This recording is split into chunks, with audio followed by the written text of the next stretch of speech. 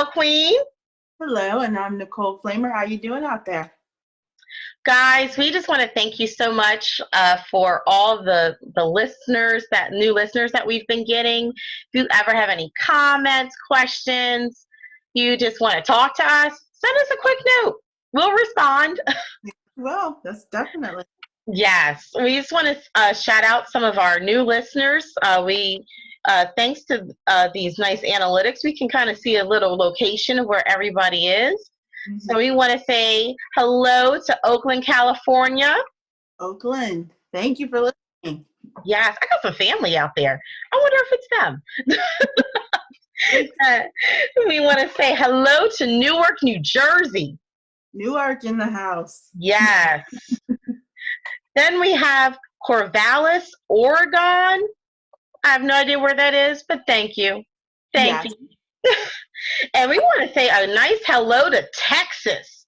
We got Dallas and Austin. What?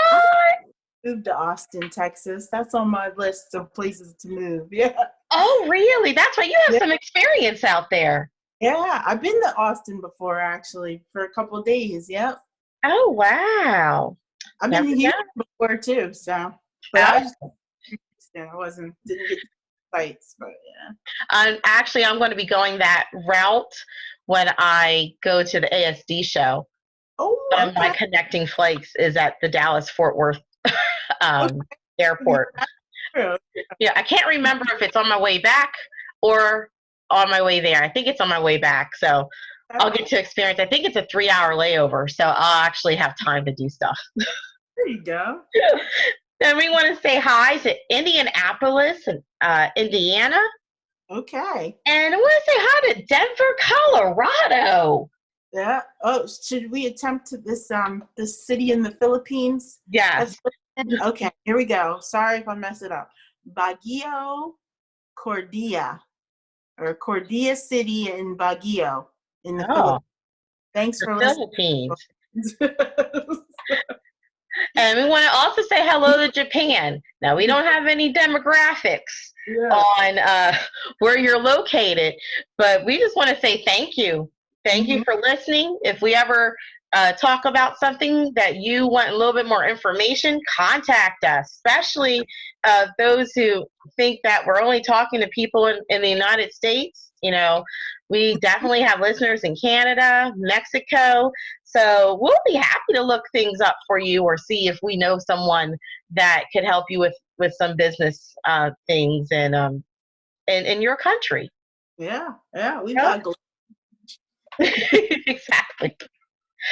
So we just wanted to just start off with just a rest in peace to Larry Tesler. Now, that's a name that you're probably like, who the heck is that? But let me tell you about Mr. Larry Tesler. Larry Tesler, he invented the cut, copy, and paste, and find and replace.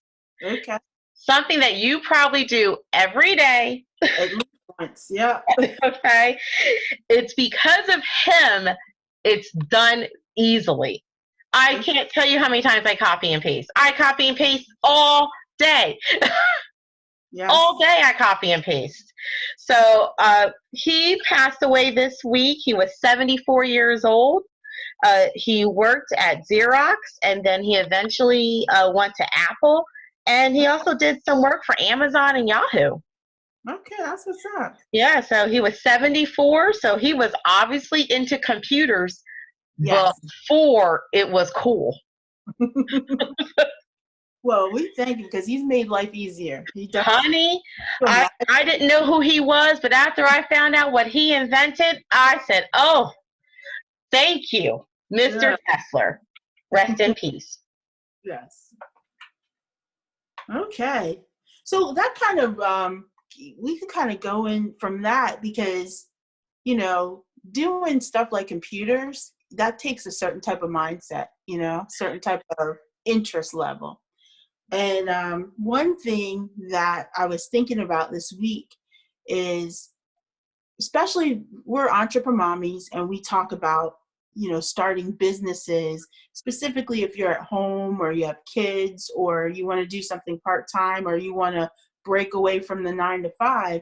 But where do you start? Maybe you want to do this, but how do you think of the idea? Not just just picking something because it's popular necessarily, but how do you come up with an idea that really fits your own personality?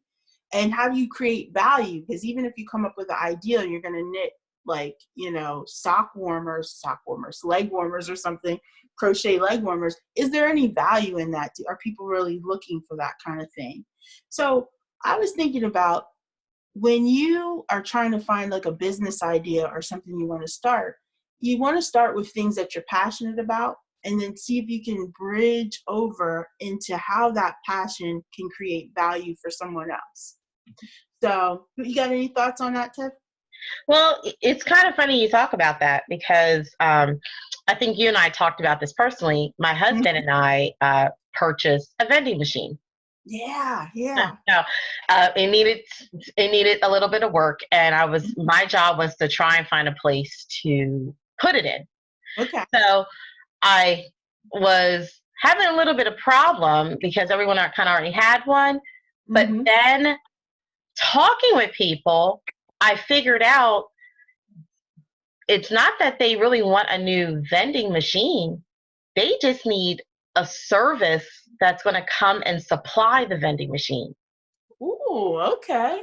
And so now I've kind of said, okay, let me put something else together to go back to these companies that said, we already got a machine. We just don't really keep it filled up. The employees, whoever used to do that doesn't work here anymore, or the company doesn't pay for it, or something like that.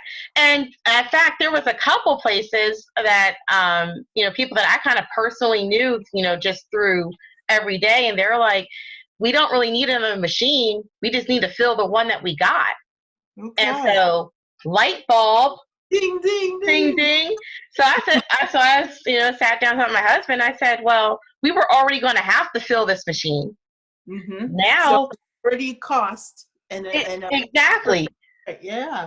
So now I'm working on, okay, let me get a contract together for supplying the stuff, because then it's going to be their machine, but we're going to fill it up. We need to put requirements on that they might need to have it maintenanced, something like that. I've been doing some research trying to figure out what is the split, basically, like how much we get and how much they get. Cause of course, they want some money, so it's, so I've kind of come up with two different things of either we can do a split, or you just pay us a certain amount monthly and we come in once a month or every 2 weeks and fill out the machine. Right. Yeah. So now I'm working on that. But I didn't walk in thinking that was even an option. Right. I was kind of walking in, and I literally did walk into some places saying, I noticed that you guys, may or may not have a vending machine here.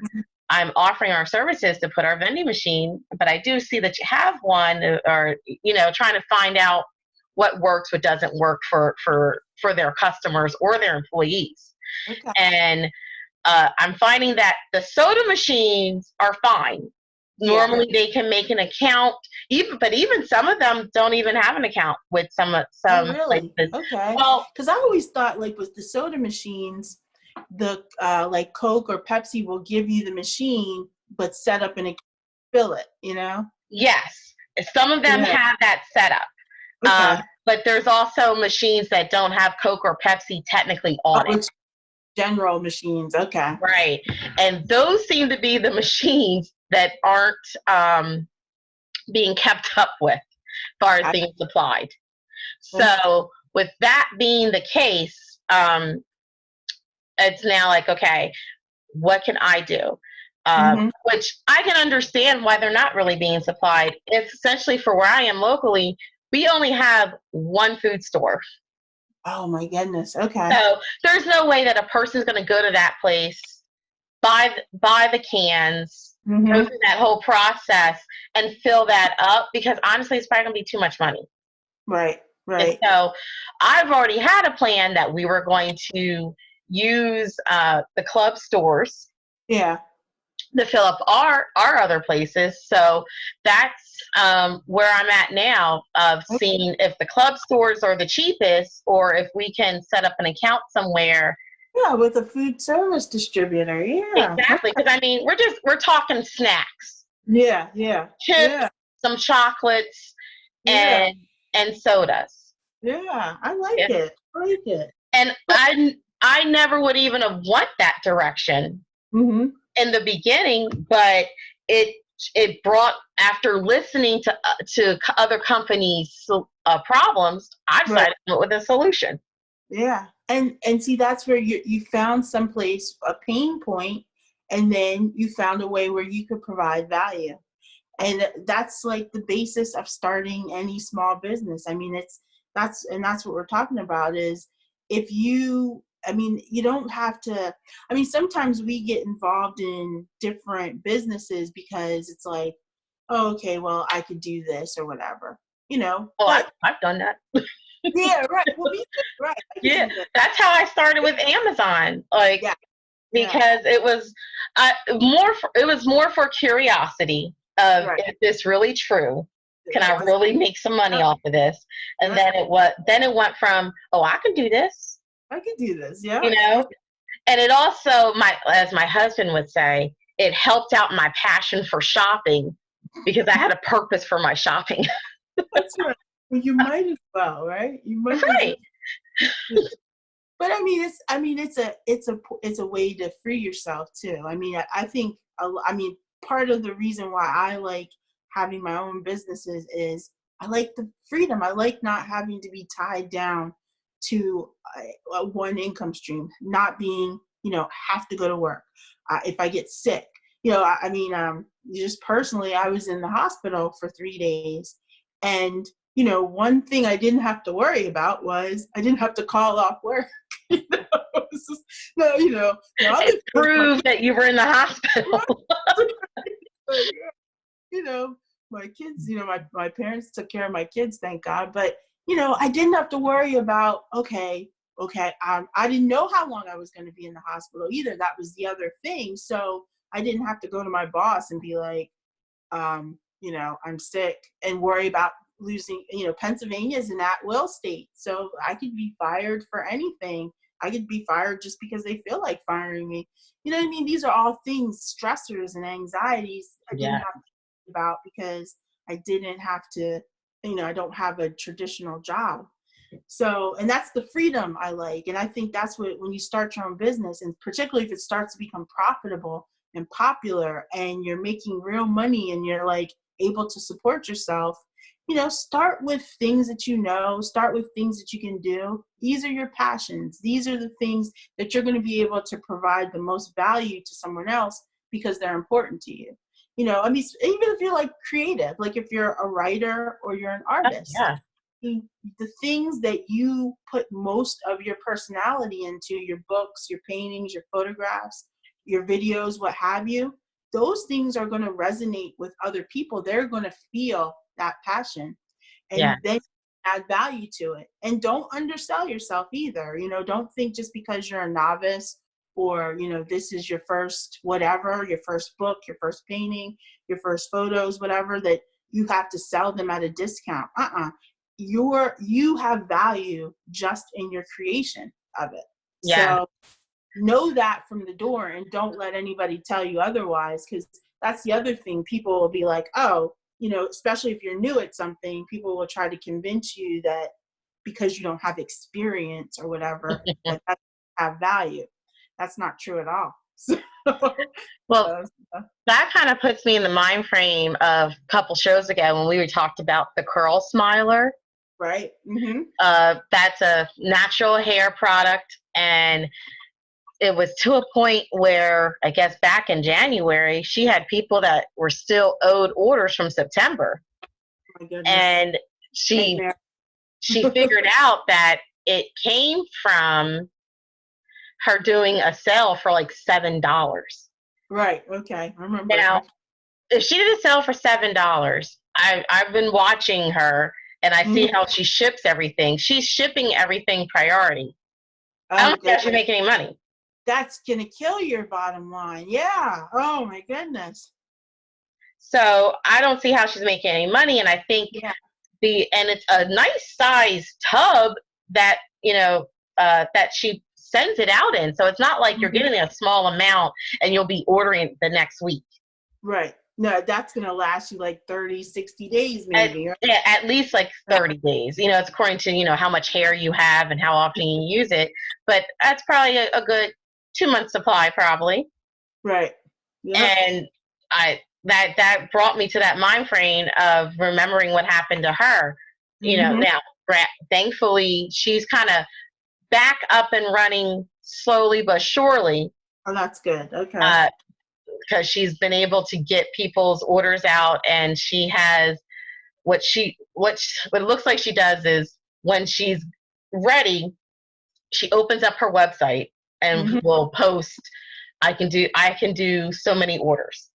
Okay. Go order. Yeah. And then from there, her website gets shut down. Okay.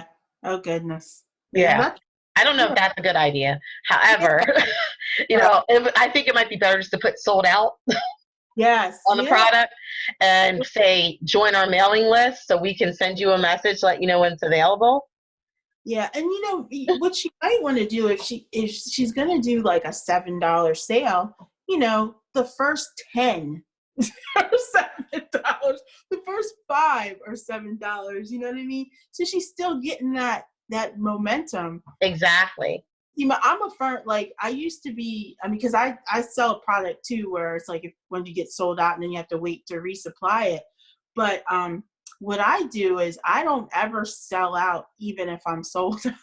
So, because I figure if you want my product, you know what I mean, you're possibly willing to wait a week or so. My turnaround for my suppliers is 1 day. So if I sell out of something, my suppliers can get it to me by the next day if I put the order in time.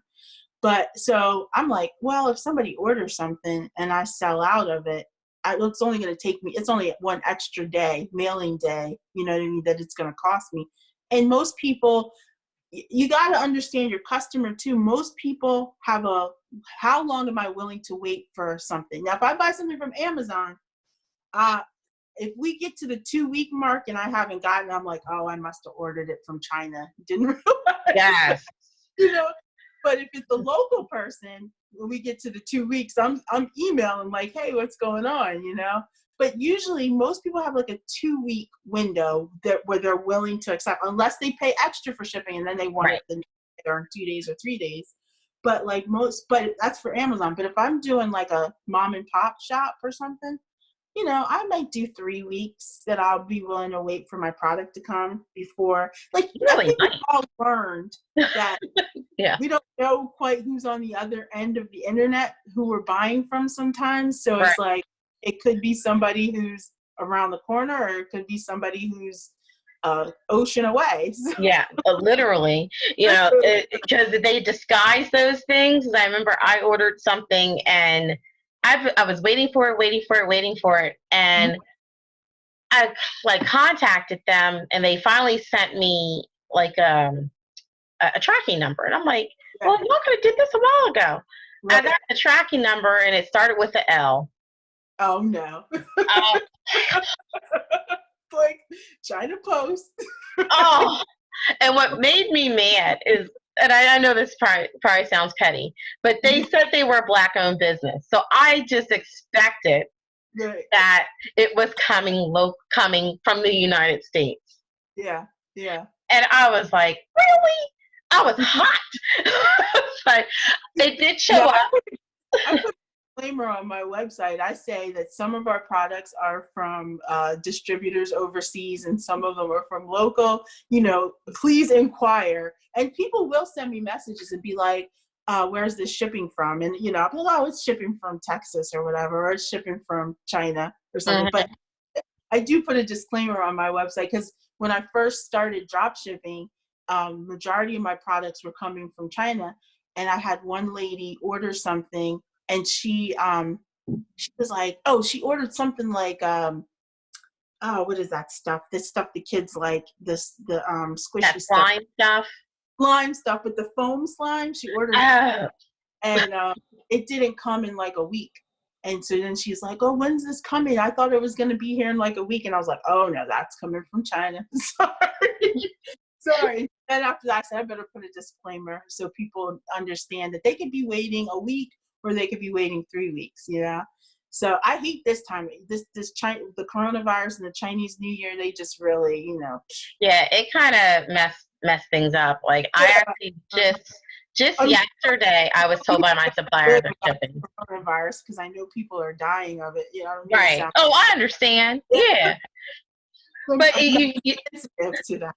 it's still, it's like, you expect one thing because we already knew about the Chinese New Year, and then this coronavirus shows up, and you're like, what the heck? Yeah. You know? So it's, yeah.